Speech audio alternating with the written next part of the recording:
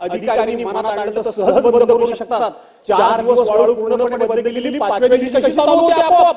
अधिकाऱ्यांच्या सहकार्य होते. लिलाव करा, लिलाव ज्याला कोणाला घ्यायचा त्याला घेऊ द्या, त्याला काढायचा त्याला काढू द्या, आमचा विरोध नाही. परंतु बीड आम्हाला करायचा नाही, आम्हाला चंद्रपूर करायचा नाही. त्यांनी सांगितलं चंद्रपूरला काय चाललंय ते भंडारा सॉरी दोन्ही शब्द मी मागे घेतो बाबा. झालं अध्यक्ष महोदय, मला मंत्री महोदयांना सांगायचं आणि सभागृहाला पण सांगायचंय, असं कुठलं अधिवेशन नाही की ज्या ठिकाणी वाळू बद्दल चर्चा झाली नाही, असं कुठलंही अधिवेशन नाही. पण त्याच्यामध्ये जे मंत्री महोदय शब्द प्रयोग असतो ना, तो सातत्याने आपला एकच असतो, वाळू माफिया वाळू माफिया वाळू माफिया. तुम्ही ऑप्शन करता, त्यांच्याकडे ऍडव्हान्स मध्ये रॉयल्टी भरून घेता, रॉयल्टी भरून घेतल्यानंतर सुद्धा त्यांना ज्या पद्धतीने त्रास अधिकारी देतात आणि मग त्यातून अधिकाऱ्यांच्या वगैरे हल्ले होतात. अनधिकृतपणे वाळू काढणे किंवा कुठलाही अनधिकृत व्यवसाय हा अधिकाऱ्यांच्या सहकार्याशिवाय आणि संगनमताशिवाय मंत्री महोदय होत नाही. वाळू माफिया वाळू माफिया तुम्ही म्हणता, खऱ्या अर्थाने हे अधिकारी हे उद्योग करतात, अधिकारीच. आता तुम्ही सांगताय की आम्ही नवीन वाळू धोरणामध्ये, मी ऐकलं सकाळचा तुमचा प्रश्न वरच्या सभागृहामध्ये, तो पण मी उत्तर ऐकलं की याच्यामध्ये आम्ही पोलिसांना सुद्धा अधिकार देतोय. पोलिसांना कुठले अधिकार नाहीयेत. पोलीस तर आता असं चालवताय की त्यांचा डायरेक्ट अधिकार नाही, त्यांनी फक्त सहकार्य करायचं. ते आता एखादा वाळूसा करणारा, अवैधरित्या वाळूसा करणारा जो माणूस असेल त्याला सांगतात तुझ्या गाड्या मी पाठवतो, त्या पोच करतो, त्याला अडवत नाही. आणि जो त्यांना मदत करत नाही किंवा ज्यांना पण हप्ते देत नाही त्यांच्या गाड्या ते पकडतात. माझी तुम्हाला विनंती आहे मंत्री महोदय, मला कोकणापुरेस बोलायचंय की आमच्या कोकणामध्ये हातपाटीने वाळू व्यवसाय करण्याची आम्ही त्याला पाठिंबा नेहमी देतो. पण माझ्या कोकणामध्ये सध्या संपूर्ण खाडी किनारी ज्या पद्धतीने सक्षम पंपाने वाळूचा सुरू झालाय, आम्ही घाबरलोय. अनधिकृत काम करणं, अवैध काम करणं, चुकीचं काम करणं कोणाला मान्य नाही.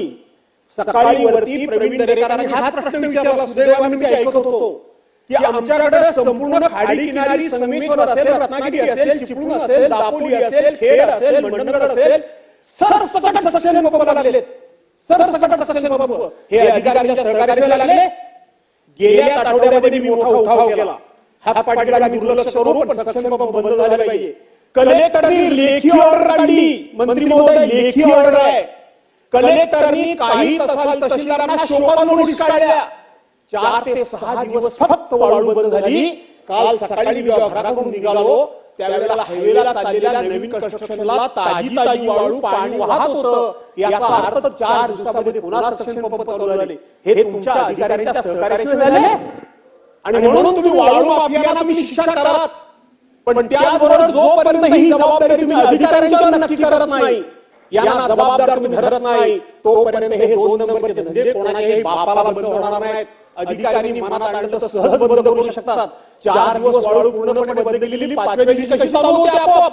अधिकाऱ्यांच्या सहकार्य होते. आणि म्हणून तुम्ही याच्यामध्ये अधिकाऱ्यांना जबाबदार धरणार का? आणि तुम्ही वरच्या सभागृहामध्ये उत्तर दिलं, परंतु ते खुलाशावर उत्तर दिलं नाही. आजच्या आज कोकणातली सक्षम पंपाने जी वाळू काढण्याचं काम सुरू झालंय ते तात्काळ तुम्ही बंद करणार का? आणि कोकणामध्ये ऑप्शन का करत नाही तुम्ही? तुम्ही लिलाव करा, लिलाव करा, लिलाव ज्याला कोणाला घ्यायचा त्याला घेऊ द्या, त्याला काढायचा त्याला काढू द्या, आमचा विरोध नाही. परंतु बीड आम्हाला करायचा नाही, आम्हाला चंद्रपूर करायचा नाही. कोकणामध्ये सुद्धा ह्या वाळूच्या पैशामुळे 2 नंबरच्या त्यांनी सांगितलं चंद्रपूरला काय चाललंय ते भंडारा सॉरी दोन्ही शब्द मी मागे घेतो बाबा. झालं तर मला एकच फक्त मंत्री महोदय तुम्हाला सांगायचं आहे की अनधिकृत पैसे, अवैध पैसे, चुकीच्या मार्गाने पैसे, 2 नंबरचे पैसे मिळाले की माणसाला नको ते उद्योग सुचतात. शांत सुसंगत असलेला कोकण शांत ठेवा. वाळू आता मारामारी व्हायला लागल्या आहेत. परवाच्या दिवशी 2 डंपरच्या मध्ये एका माणसाला घालून मारला गेला. ते प्रकरण दाबलं गेलं. आणि म्हणून आजच्या आज आपण त्या ठिकाणी सक्षम पंपांना काढणारी वाळू संपूर्ण कोकणपट्टी थांबवायला महाराष्ट्रातून तक्रार आली, सोलापूरमधून तक्रार माझ्याकडे आली. आणि म्हणून थांबवाल का? आणि तात्काळ या ठिकाणी ऑप्शन काढा. तुमचं वाळूचं धोरण कधी येते मला माहित नाही, पण वाळूचं धोरण आणतोय म्हणताय ते आणा. आणण्यापूर्वी मी पुन्हा एकदा सांगतो, पोलिसांच्यावर जबाबदारी टाका. आपण पोलिसांना अधिकार दिलं तर तुमचा हेतू साध्य होणार नाही. आणि म्हणून पुन्हा तुम्ही पोलिसांना सगळ्या गोष्टी कुठल्या गोष्टीत पोलिसांना अधिकार नाहीये आणि या तीन गोष्टींचा विचार कराल का? सक्षम तात्काळ बंद कराल का? ऑप्शन काढाल का? आणि नवीन वाळू भरून ताबडतोब आणाल का? अध्यक्ष महोदय, भास्कर जाधव साहेबांना मी नम्रपणे सांगतो की वाळू धोरणाला एवढ्या करता उशीर लागला. मागच्या काळात वाळू धोरण आलं होतं, तर डेपो झालं. आता डेपो मध्ये तो एक प्रयोग होता शासनाचा. ते डेपो धोरण असं होतं की ते शासनाच रेती त्या ठिकाणी विकायला लागलं. त्यामुळं डेपोचं धोरण आपण रद्द केलं. त्याला थोडा काळ लागला, कारण ते जर वेळ देऊन रद्द नसतं केलं तर लोक कोर्टात गेले असते. आता आपण मग पुन्हा एकदा रिव्हर्स आलो आणि संपूर्ण देशाचा अभ्यास करून आता एकत्रित पब्लिक डॉक्युमेंट टाकून वाढवलं धोरण तयार करतोय. 235 सुधारणा आल्या. आता फायनान्समध्ये आहे. मी पुढच्या 8 दिवसामध्ये माननीय मुख्यमंत्री चर्चा केली आहे. पुढच्या 8 दिवसामध्ये राज्याचं नवीन वाढ धोरण येईल. मी सर्व विधानसभा सदस्यांनाही पुन्हा विनंती करतोय की तुम्हाला काही अजूनही सूचना द्यायच्या असतील तर ते अंतिम करण्यापूर्वी आपण 3 दिवसात द्या. 3 दिवसात आपण ते अंतिम करू.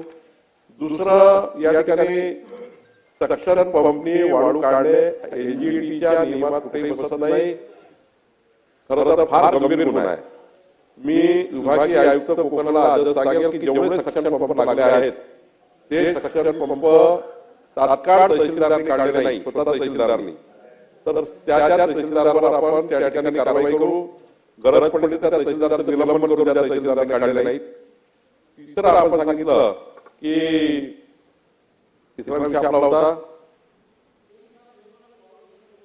वाळू धोरण. सांगितलं की लवकर त्या ठिकाणी कागद दिवस लागेल, जास्त दिवस लागणार नाही. आता ते अंतिम झालं आहे आणि पोलिसांना अधिकार नाही आहे. काही सूचना अशा आहेत यामध्ये की पोलिसांना त्या ठिकाणी इन्व्हॉल्व केलं पाहिजे. पण ठीक आहे, मी त्यामध्ये पुन्हा आपल्या पूर्ण याबद्दल जे आमचे संपूर्ण अधिकारी टीम आहे ती चर्चा करेन.